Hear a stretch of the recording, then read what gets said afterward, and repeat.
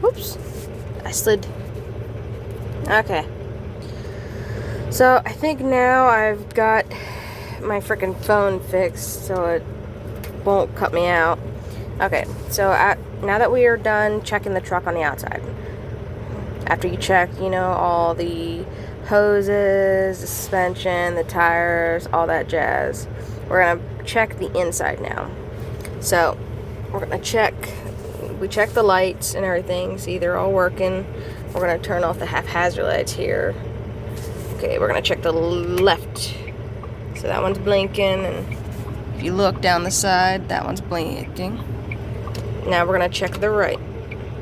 We're going to look down the side over here and see that it is blinking. So we're going to turn these back on. Alright, we're going to check our fuel gauges. Fuel gauge and def gauge. Top one up here is the fuel. That one's the def. And they're all looking pretty good. And we're also going to check our air. They look good too. You want them to be between 100 and 121, pretty much, in order for your brakes to release.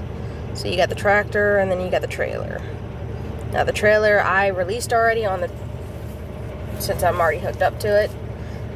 You want to check the temperature as well and the oil pressure. So what we're going to do is I'm checking the light, the work light here. Yep. And as you can see, the trailer is hooked up. You got the blue to the blue, red to the red, and the electric in the plug. So I'm not going to waste your time getting out and redoing the pre-trip of the trailer because I got to get rolling soon. But also check and make sure there's no check engine lights or whatever, or if you got the handy dandy little electric screen here like I do, you can go through and see if there's any alerts and everything. Don't mind that. That's the truck's got a shut down thing. If you idle for so long, it'll shut down on you. Yeah, go away. So, but when you hook up to your trailer, you pretty much want to do the same thing that you did with the truck. You get out, you check the fifth wheel to make sure it's locked. You want to hook up your air lines and your pigtail. You want to make sure the lights all work up top and the blinkers, flashers, markers, and tail lights. You also want to make sure that the license plate light works. You want to, if you're picking up a loaded, check the seal, make sure it matches what's on the paperwork. You also want to, look around and check and make sure there's no holes or damage to the trailer. Check the tires, make sure there's nothing wrong with them. No, the tread's good, no flats or anything. And also crank up the landing gear. Now, if you really want to get really thorough, which unfortunately in Pennsylvania you kind of do because of the lantern fly issue, you can get under the trailer, look for lantern flies and their eggs sacs, whatever the heck they're called. But you could also check the air hoses under the trailer and also check and see if there's any corrosion or holes on the floor as well. But and then once you do all that, come back into the truck and then adjust your mirrors so that way you can see along the side of your trailer all the way. And got the little low one, and I also got the one on the roof on the hood.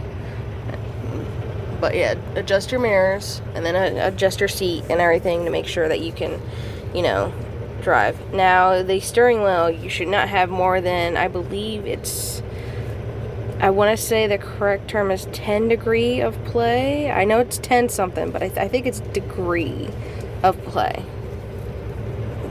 Alrighty. But, And then, you know, check your, you know, all your buttons over here. You got your you got your differential, your off-road, your uphill, rolling prevention 1. I don't know what it's called, but it's pretty much, that's what it is. You stop at a stoplight up a hill, and to keep from rolling back when you go from brake to acceleration. That's what that one does. You got your suspension dump, which obviously dumps your suspension. The fifth wheel slide, which means you move your fifth wheel back and forth.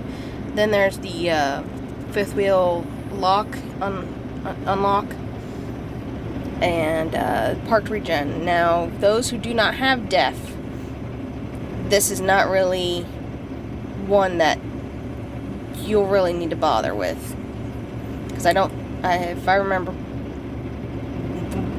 non-DEF trucks don't have this. And then for us, we have this little handy thing, which is the lane drift assist. Or, so pretty much if I go outside of my lane when this is on, you heard it when I started the truck the first time, it'll make that noise. Now, if you don't want to do that, say going through construction, or, you know, if you're one of those people that can't stay in their lane and it gets on your nerves, you could push it and it'll turn it off for a while. I don't know the exact time of it, how long it stays off, but it stays off. But, and then you want to check your windshield wipers, make sure they work. Make sure they're squared out. Yep, windshield wiper fluid. And then if, you know, if it's not laid out, you can check horn, check horn.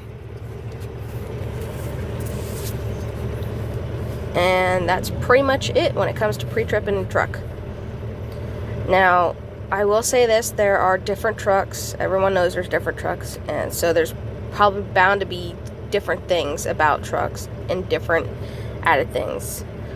I believe those who haul, I think, hazmat have, and I think it depends on what hazmat they haul. I believe they have something on the back of their truck called a wet kit or something like that. I don't know what it is, but just keep in mind and also use common sense. Alrighty? Alright, thank you for putting up with my shenanigans. Until next time, bye-bye.